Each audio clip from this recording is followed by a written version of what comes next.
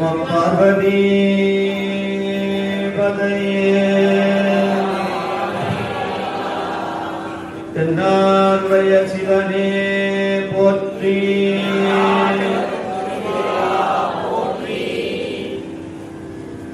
இன்றைய நாள் ஒரு புண்ணிய திருநாள்,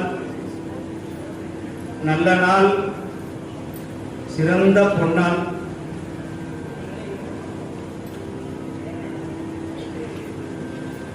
இங்கு நம் இல்லங்கள் தோறும் எழுந்தருளி செங்கமல பொற்பாதம் தந்தருளும் சேவகனை, அங்கன் அரசை, அடியோங்கட்கு ஆரமுதை, நங்கள் பெருமானை பாடி நலம் திகழ பங்கைய பூம்புணல் பாய்ந்தேலோர் என்பாவாய். இந்த மார்கழி மாதம் பெருமானை பாட வேண்டும். ஈசனை பாடினால் நலம் கிடைக்கும் என்று சொன்னார் மாணிக்கவாசகர். பாடி நலம் திகழ, சித்தம் அழகியார் பாடாரோ நம் சிவனை என்று கேட்டார். உனக்கு நல்ல புத்தி இருந்தால் சிவனை நீ பாட மாட்டாயா? சித்தம் அழகியார் பாடாரோ நம் சிவனை, இத்தனையும் வேண்டும் எமக்கு ஏலோர் எம்பாவாய் என்று பாடினார்.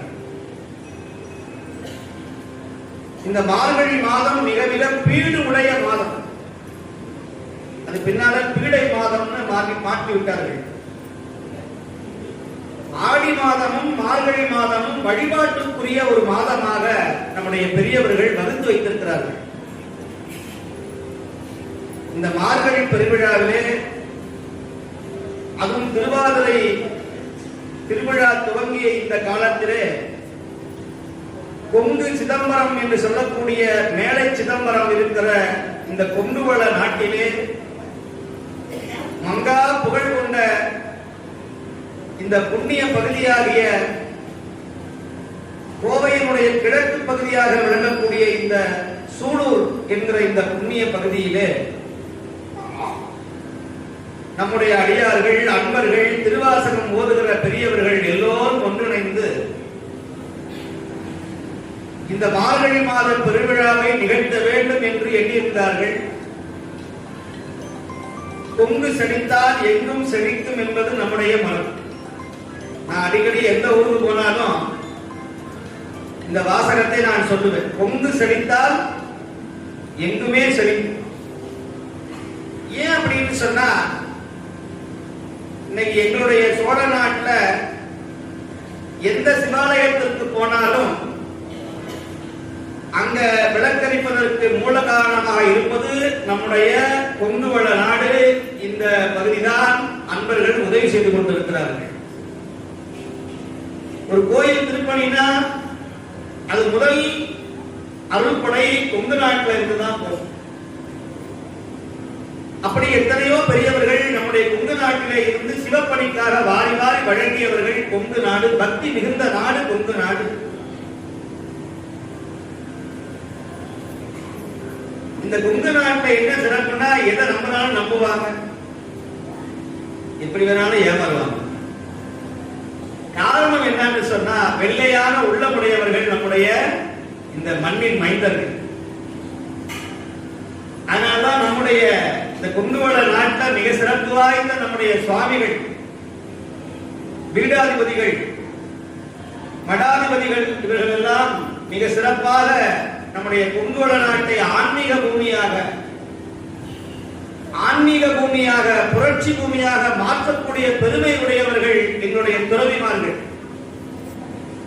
அப்பேற்பட்ட துறவிமார்கள் நம்முடைய மண்ணின் மைந்தராக இருந்து நம்முடைய சுவாமிகள் சைவ சமயத்தையும் நம்முடைய இந்து தர்மத்தையும் விளங்க வைக்கக்கூடிய நம்முடைய சுவாமிகள் நிறைய அன்பர்கள் வாழ்ந்து கொண்டிருக்கிறார்கள். அதுல குறிப்பாக நம்முடைய சீர்வளர்ச்சி மூர்த்திலிங்க சுவாமிகள் அவர்கள், ஏன்னா அவர்களுடைய அடக்கம் தம்பிரான் போட்டு கொண்டு அவர் தம்பிரான் கிடையாது, அவர் மகாசுவாமி. அவர் இன்னமுமே தன்னை தம்பிரான கொண்டு கொண்டுகிறார். அதனால அவர் தனியாக அவர் செயல்படுகிறார். அதனால அவர் சுவாமிகள் நம்முடைய சுவாமி மிக மிக எளிமை வாய்ந்தவர். எனக்கு பன்னெடும் காலமாக பல ஆண்டுகளாக எனக்கு என்னோடு அன்பு பாராட்டியவர்கள் நம்முடைய சுவாமிகள் அவர்கள். அதுபோல நம்முடைய சுவாமிகள் அவர்கள்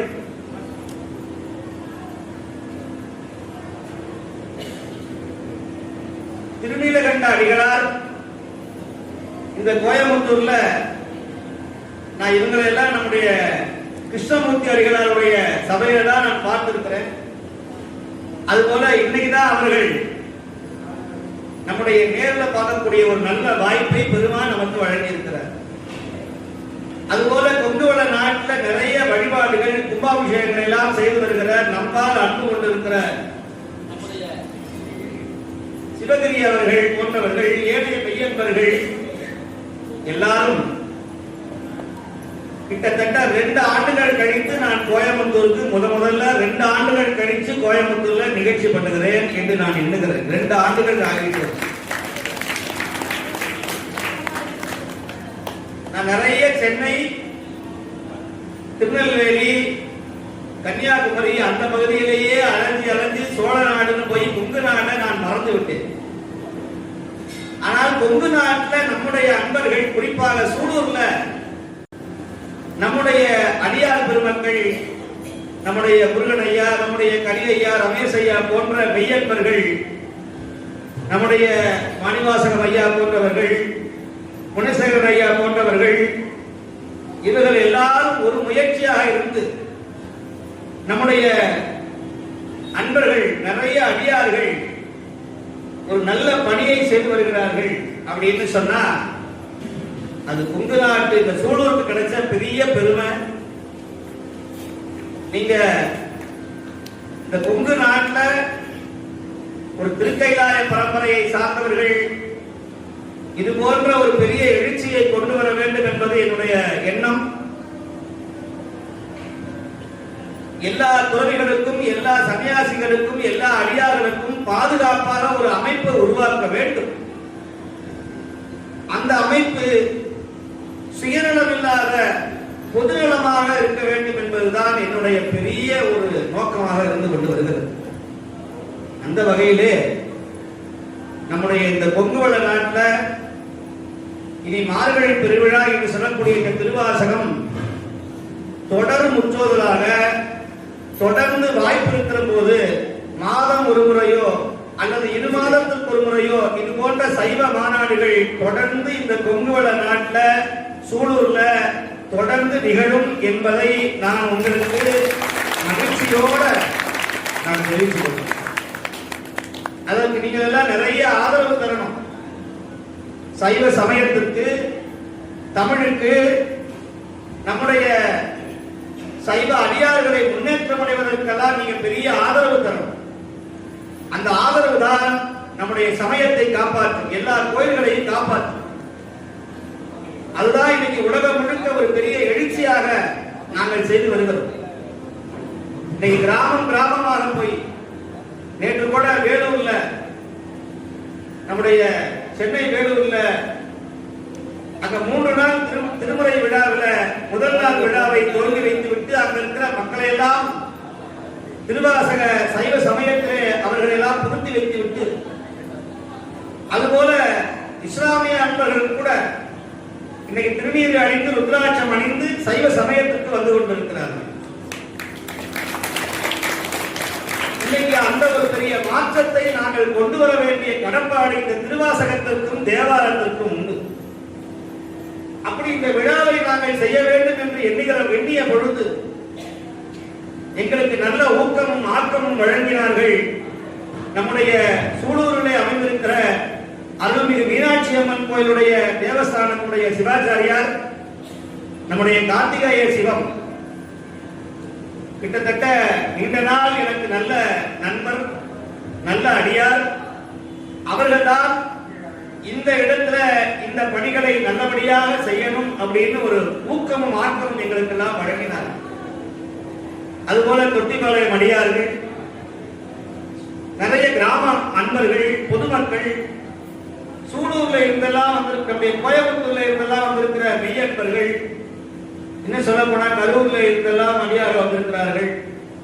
வெளியூர்ல இருந்து நிறைய அன்பர்களுக்கு சாமி கோயம்புத்தூர்ல இருந்து ஈரோடு கோபி வரணும்னா ரொம்ப சிரமமா இருக்கு. அப்படி இருந்தும் கூட ஒவ்வொரு சஷ்டியும் வந்து விடுவார்கள் நம்முடைய மனத்திற்கு இங்க இருந்து. ஆனா இன்னைக்கு நான் உங்களை தேடி வந்திருக்கிறேன். இனியும் ஒவ்வொரு மாதமும் நம்முடைய சுவாமிகள் தான் ரொம்ப அன்புடையவர்கள், நம் மீது ரொம்ப அன்புடையவர்கள். எனக்கு ஒரு ஆசை, நம்முடைய கொங்குவள நாட்டுல எல்லாரும் பிரிஞ்சிருக்கிறமே, எல்லாரையும் ஒண்ணு சேர்க்கணும். எல்லாரும் மடம் கிடையாது, எல்லாருக்கும் ஒரு ஆதீனம் கிடையாது, எல்லாரும் ஒரு தனித்தனி அமைப்புல வாழணும். ஆனா கும்பாபிஷேகங்கள்ல எல்லாரும் ஒன்னா சேரணும், எல்லாம் ஆடுகிறோம், பாடுகிறோம், பேசுகிறோம். ஆனா கலைஞ்சு போயிருக்கு. ஆனால் நாம் எல்லாரும் ஒன்றாக இணைந்து ஒரு பெரிய பீடமாக, ஒரு பெரிய திருக்கோயிலாக உருவாக்க வேண்டும் என்பதுதான் என்னுடைய பெரிய எண்ணம்.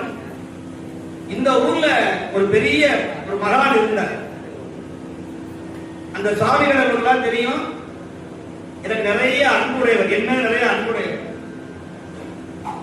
இந்த நம்முடைய சூழலுக்கு அருகாமல் இருக்கிற இந்த பகுதியில் வாழ்ந்த ஒரு மகான். அவர் எங்கிருந்தோ வந்து நம்முடைய அன்னை பராசக்தி அங்காள பரமேஸ்வரியை வழிபாடு செய்து நம்முடைய சாத்த வழியிலே வந்த நம்முடைய சுவாமிகள் காமாட்சிபுரி ஆதீனமாக நம்முடைய முதல் சன்னிதானம் அவர்கள் நிறைய புரட்சியை செய்தார். நவக்கிரகத்திற்கு என்று ஒரு கோட்டையை அமைத்தார். கிராமங்கள் தோறும் பிரச்சாரங்களை செய்தார். அப்படி அவர்கள் வழியில் வந்தவர்கள் தான் நம்முடைய சுவாமிகள். இன்று இரண்டாவது சன்னிதானமும் மிக சிறப்பான பணியை செய்து வருகிறார். இந்த பகுதி கோயம்புத்தூர்ல இந்த பகுதி எல்லாம் சாமானியர்கள் வாழுகிற பகுதி, சைவம் பெருசா இல்லாத பகுதி, அசைவ வழிபாடு அதிகமாக இருக்கிற பகுதி. ஆனால் இந்த பகுதியில இன்னைக்கு இத்தனை பேரு திருநீற்று புடைசூழ ருத்ராட்சம் தரித்து கையிலே கைலாய வாத்தியத்தை வாசித்துக் கொண்டு திருவாசகத்தை ஏற்றி கொண்டு வருகிற இந்த உன்னதமான காட்சியை இதைவிட வேற எந்த காட்சியையும் நாங்கள் சிறப்பாக சொல்ல முடியாது. அப்படி காட்டியவர்கள் நம்முடைய சிறப்பு. இதுதான் சைவ சமயத்துடைய எழுச்சி. சும்மா எல்லாரும் வீட்டில் உட்கார்ந்துட்டு சைவ சமயம், நாங்கள் சிவபெருமான், நீங்கள் கோயிலை இடிக்கிறார்கள், நீங்கள் இதை காப்பாற்ற முடியலன்னா எல்லாரும் வெளியே வரணும். இந்த மாதிரி சமய பிரச்சாரங்கள் ரொம்ப அவசியம். என்ன சாதாரண திருவாசகம் ஒற்றுவதல் தானே, சாதாரண ஒரு சொற்பொழிவு தானே அப்படின்னு நினைக்காம இது சைவ சமயத்திற்கான ஒரு பெரிய திருவிழா. இன்னைக்கு தேவாரத்தை விளக்கம் சொல்லி திருவாசகத்தை பாடுகிறார்கள். திருவாசகம் பாடுறோம், தேவாரம் பாடுறோம், ஆனா விளக்கம் சொல்றது இல்லை. விளக்கம் சொன்னாதான் புரியும். திருவாசகத்துக்கே விளக்கம் சொல்லணும். ஒரு காலத்துல திருவாசகம் பாடினா விளக்கம் சொல்லக்கூடாதுன்னு ஒரு சம்பிரதாயம் இருந்தது. ஒரு 100 ஆண்டுக்கு முன்னால லால்குடியில இருந்து தியாகராஜன் செட்டியார் அப்படின்னு ஒரு பெரியவர் இருந்தார். அந்த பெரியவருக்கு திருவாசகத்துக்கு உரை எழுதணும்னு ரொம்ப ஆசை இருந்தது. தன் குருவாகிய மீனாட்சி சுந்தரம் பிள்ளை இடத்திலே சென்று, சுவாமி திருவாசகத்துக்கு உரை எப்ப எழுதுவீங்க, திருவாசகத்துக்கு உரை எப்ப எழுதுவீங்க? அவர் சொன்னாரு, ஐயா என்னுடைய ஞானம் எங்க, திருவாசகம் எங்க, நான் எப்படியப்பா திருவாசகத்திற்கு உரை எழுத முடியும்? இப்ப வேண்டாமா, பின்னால பாத்துக்கலாம். இவர் என்ன பண்ணாரு, நச்சிக்கிட்டே இருந்தாராம். சாமி எப்ப உரை எழுதுவீங்க, எப்ப உரை எழுதுவீர்கள், அர்த்தம் எழுதுவீங்க? இங்க பாரியா, இன்னொரு தடவை திருவாசகத்துக்கு உரை எழுதுன்னு சொன்னா நான் ஓடுகிற காவேரியில விழுந்து செத்து போயிருவேன்னு சொன்னான். ஐயோ தயவு செய்து நீ உரையே எழுத வேண்டாம். ஏன்னா அந்த காலத்துல திருவாசகத்தை பாடுவதே தப்புன்னு ஒரு பழக்கம் இருந்துச்சு.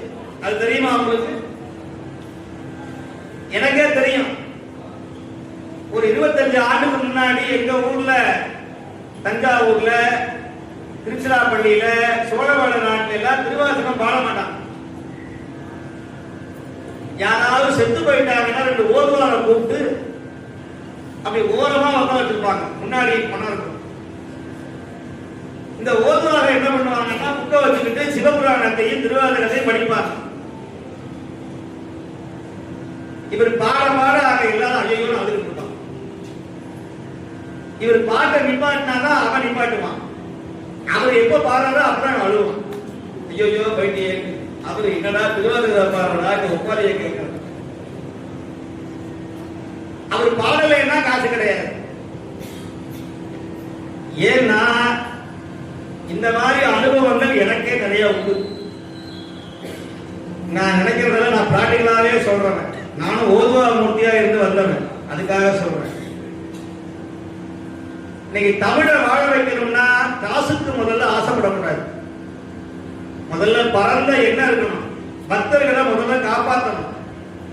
ஒரு மடாதிபதினா சன்னியாசினா சுவாமிகள் மாதிரி நல்லா இருக்கியாப்பா சாப்பிட்டியாப்பா அப்படின்னு கேட்டீங்கன்னா இன்னைக்கு நல்லா இருக்கிறியான்னு கேட்கறதுக்கு கூட வாய் வர மாட்டேங்குது. சாப்பிட்டீங்களான்னு கேட்கறதுக்கு வாய் வர மாட்டேங்குது. நமக்கு தேவை என்ன? உட்கார்ந்தமா போனமா வந்தமா. இப்படி எங்கேயா சமயம் வளரும்? மற்ற மதங்கள் எல்லாம் பாத்தீங்கன்னா தெரியும்.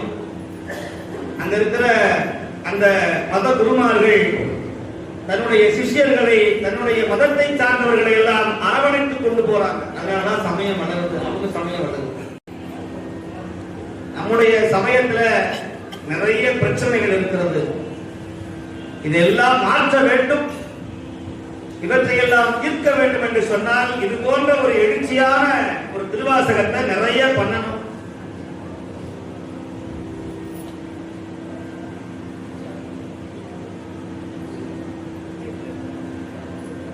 அப்படி நம்முடைய சுவாமிகள் அவர்கள் ஒரு 2 வார்த்தையை அருளாசி வழங்கி அப்புறம் நாங்கள் போக இருக்கிறோம். திருச்சி தந்தோம்.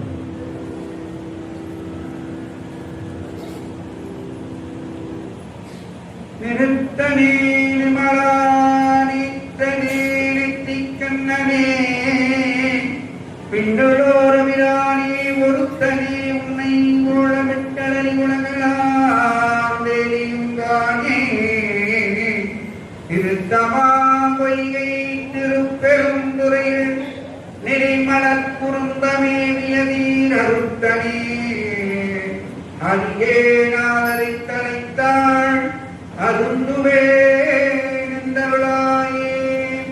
எல்லாம் வல்ல அன்னையுடைய திருவுருளாலும் முன்னோர்களின் குருவர்களாலும் இன்றைக்கும் திருவாசக குற்றோடு நிகழ்ச்சியில் போட்டிருக்கிய சாமி அவர்களுடைய திருவாசக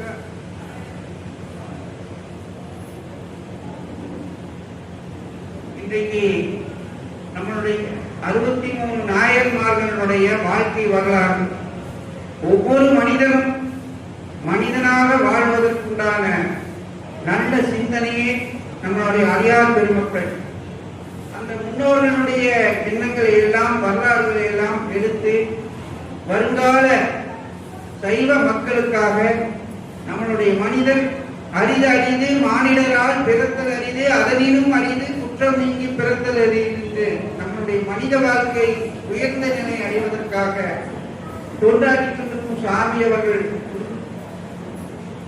வருகின்ற ஒரு சாமியினுடைய இந்த திருவாசகம் ஒன்றோடு உலகம் முழுவதும் ஒவ்வொருடைய மனிதனுடைய எண்ணத்திலே சிந்தனைக்குரிய விஷயமாக அவருடைய அருளாசி அங்கங்கே நிகழ்ந்து கொண்டிருக்கின்ற இந்த வேளையிலே வாரியார் சுவாமிகளுடைய பூரண அருள் அடுத்த சுவாமி அவர்கள்தான் மக்களுக்காக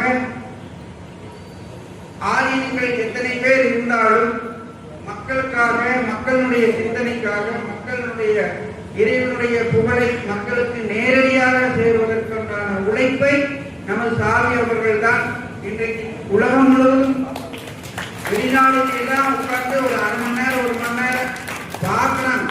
எல்லா வேலையும் போட்டு அவர்களை பார்த்து நம்ம போய் பார்க்க முடியாதா எத்தனையோ பேர் போன் பண்ணி கூட அவருக்கு அப்பாயின்மெண்ட் வாங்கி கொடுக்கணும்னு சொல்றாங்க. ஏன்னா அவ்வளவு அவரு அந்த உண்மையான ஒரு மனிதனுடைய உழைப்பை நம் கடவுளை அடைய வேண்டும். பகவானை அடைவதே மனித வாழ்க்கையின்ற அடிப்படையிலே சாமியவர்கள் அனைத்து சைவமார்களுக்கு அடியாராக பணி செய்கின்ற அவருக்கும் நான் அடியேனாக இருந்து அவருடைய நிறைவுடன் வாழவும் நிம்மதி பெறவும் குறைவில்லாத இறைவன் திருவருள் பெற்று வையத்துள் வாழ்வாக வாழும் என்று வாழ்த்தியவரை அவர் சொல்வது போல கொங்கு நாட்டு உதவிதான் எல்லா கோயிலையும் இருக்குன்னு சொன்னார். அதே போல நம்ம திருநெல்வேலியில வள்ளியூர் என்ற ஊர், அந்த வள்ளியூர் முருகன் கோயில்ல நம்முடைய சாந்தா சின்னப்பத்தேவருடைய உழைப்பு தான் அங்கே அதிகமாக இருக்கின்றது. கல் கோயில் என்ற காலத்திலேயே முன்மண்டபம் எல்லாம் கட்டி சாந்தா சின்னப்பத்தேவர் அங்கே உதவி செய்திருக்கின்றார்கள். சாமி அவர்கள் சொல்லும் போது எனக்கு ஞாபகத்திலே வந்தது. அதுபோல இந்த சூலூர் பகுதி எல்லாமே அவருடைய நல்ல உழைப்பு இருக்கின்றது என்று சொல்லி இங்கே வருகின்ற அத்தனை சைவ பெருமக்கள் அனைவரும் கரையாத வேண்டியும் குறையாத வயதும் கவடு வாராத நட்பும் கன்றாத வளமையும் குன்றாத இளமையும் கடுமை இல்லாத உடலும் சலியாத மனமும் அன்பு அகலாத மனைவியும் தவறாத சந்தானமும் தாளாத கீர்த்தியும் மாறாத வார்த்தையும் தரைகள் வாராத குறையும் தொலையாத திதியமும் கோணாத கோலும் ஒரு துன்பமில்லா வாழ்வும் துய்யனின் பாதத்தில் அன்புதன் பெரிய தொண்டரோடு கூட்டு கண்டாய் அடையாளி அதிதையனும் ஆயனது தங்கையை ஆதி கடவுரின் வாழ்வே அமரீந்தர் ஒருவாரும் மகளாத சுவாமி அருள்வாமி என்னை அபிராமவல்லி என்று அந்த அபிராமவல்லியின் பொற்பாதம் வணங்கி உங்களுடைய வாழ்வு என்றும் நிறைவுடன் வாழவும் நிம்மதி பெறவும் குறைவில்லாத இறைவன் திருவருள் பெற்று வையத்துள் வாழ்வாங்கு வாழ வேண்டும் என்று வாழ்த்தி நிறைவு செய்கின்றோம். நன்றி, வணக்கம். வாழ்க